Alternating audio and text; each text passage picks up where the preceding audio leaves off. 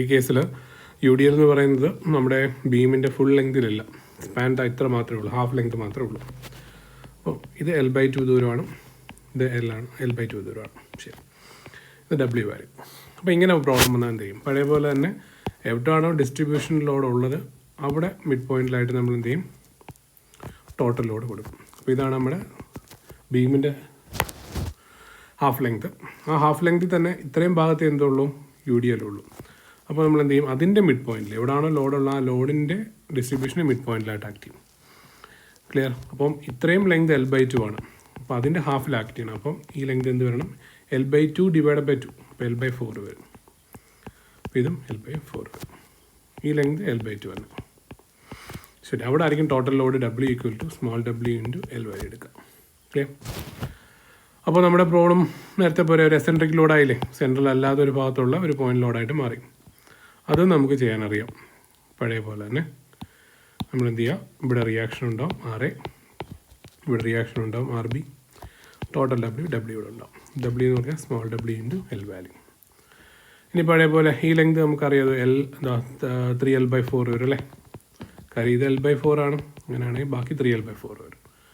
അപ്പോൾ പഴയ പോലെ എന്ത് ചെയ്യുക? RA + RB മൈനസ് W എന്ന് പറയുന്നത് വരും, 0 ആയിരിക്കണം. സോ RA + RB = WL വരും. ഇനി മൊമെൻ്റ് എടുക്കുമ്പോൾ മൊമെൻ്റ് പോയിട്ട് A എടുക്കുകയാണ്. A എന്ന് പറയുന്ന പോയിന്റ് ഇതാണ്. അപ്പോൾ RA × 0 W × 3L/4 minus RB × L വരും. That should be equal to 0 അല്ലേ? അപ്പോൾ ഇത് പോയി കിട്ടി. 0ക്ക് വേണ്ടി RB അപ്പുറം കൊണ്ടുപോയി കഴിഞ്ഞാൽ RB × L = നമുക്ക് എന്തുണ്ട്? W × 3L/4. അപ്പോൾ L കട്ട് ചെയ്ത് പോകും. സോ RB = 3W/4 ആയിട്ട്. ക്ലിയർ? നേരത്തെ നമ്മൾ ചെയ്തിട്ടുള്ളതാണ്.